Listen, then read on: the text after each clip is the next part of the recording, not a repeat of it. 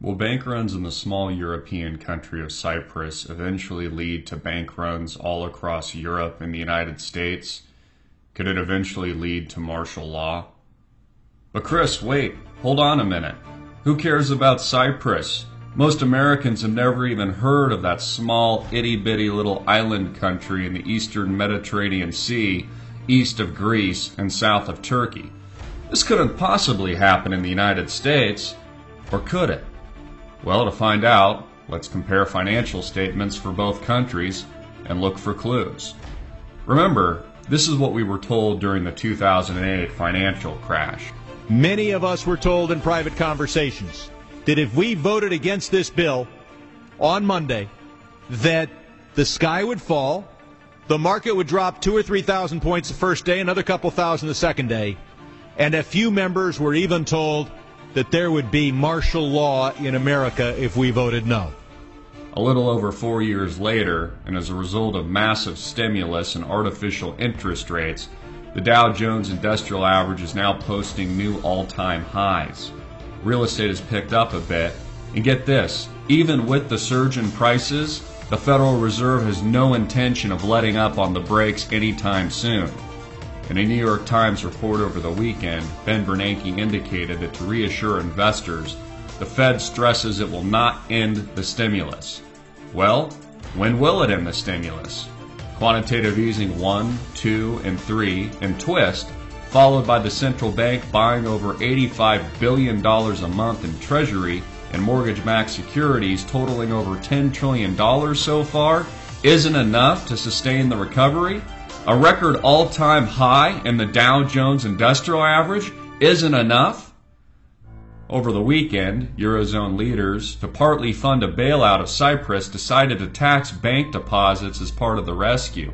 The bloc struck a deal on Saturday to funnel Cyprus rescue loans totaling 10 billion euros and impose a tax on its citizens of between 6.75 and 9.9% of their money. Can the European Union do this? Overtly steal from people's bank accounts to pay for bailouts, ultimately paid by the same people through reduced unemployment benefits and other forms of austerity? Remember, in 2011, John Corzine, CEO at the time of MF Global, stole billions of dollars from customer accounts to cover bad bets he had made trading exotic derivatives. This money was stolen from his customers, just like what happened in Cyprus over the weekend. Many of these customers which lost their life savings. Well-known political and economic forecaster Gerald Celente lost an undisclosed sum along with thousands of other people in the MF Global scandal. Heist. So what happened?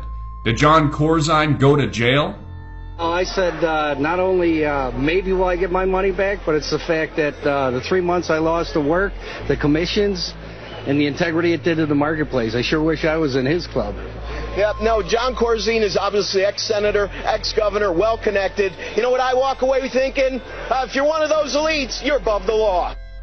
Corzine, former governor of New Jersey and a close friend of President Barack Obama, has barely even been questioned for his crimes that resulted in the disappearing act of over $1.2 billion. President Obama once hailed Corzine as an honorable man, end quote, and one of his best partners, end quote, in the White House. John's a leader who's been called to govern in some extraordinary times. John Corzine wasn't just the first governor to pass an economic recovery plan for his state. He was an ally with the Obama administration in helping us develop a national recovery plan. Corzine hosted a private fundraiser for Obama at his Manhattan home in April 2012 and gave the maximum individual contribution to Obama and Democrats for his 2012 re-election campaign. He and his family have donated more than $933,000 to Democratic candidates and groups since 1990 and have bundled more than $500,000 in contributions for Obama's re-election campaign in 2012. Many of this and much of this came from his deep pocket friends and associates, many of whom have strong ties to Wall Street. According to a government report in the second quarter of 2012, Cyprus had a growing debt-to-GDP ratio of 84.3%, That means for every dollar in GDP, over 84% of that goes to service its debt repayment. Compare this to Greece, which had a debt to GDP ratio of 144%, and the United States with a debt to GDP ratio of 107%. It begs the question, which country should expect bank runs next? Will the riots in Greece spread to the United States and eventually result in martial law?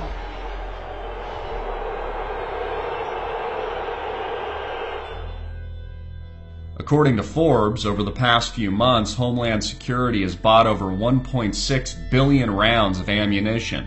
Some of this purchase order is for hollow point rounds, forbidden by international law for use in war, along with a frightening amount specialized for snipers.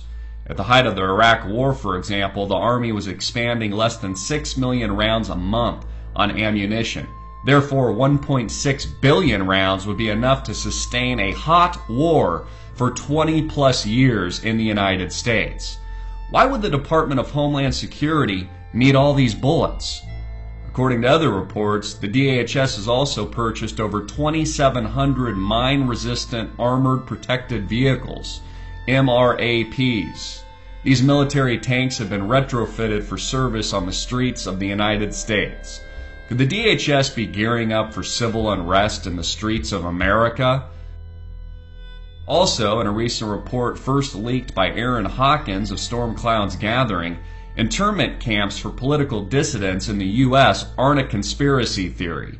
The Department of Defense document entitled Internment and Resettlement Operations, or FM 3-39.40, proves this beyond a shadow of a doubt. This report, first published in 2010 but not leaked until now, clearly suggests the U.S. government is preparing political dissidents for concentration camps, much like occurred with Franklin Delano Roosevelt's Executive Order 9066, where the president ordered the unlawful imprisonment of innocent Japanese Americans during World War II. Like FDR, is President Barack Obama preparing for war? Could recent bank runs in Cyprus be signaling contagion that is soon to spread to the rest of Europe and eventually result in a financial collapse here in the United States? Is the president, along with the Federal Reserve, front-running one of the most giant Ponzi schemes and catastrophic financial meltdowns in the history of the world? Will the recently passed National Defense Authorization Act be used to imprison innocent Americans without trial and jury? Will Obama's 23 executive orders to ban guns in the United States be used to disarm the American people before the outbreak of war? Is America on the verge of total annihilation? Links are posted below. Please share this video everywhere you can, repost it on your website, and email it to your friends. For more videos like these, please subscribe to us on YouTube, follow us on Facebook and Twitter at Greenwave, and visit our websites at AMTV Media and greenwave.com. I'm Christopher Green, hard-hitting and in your face.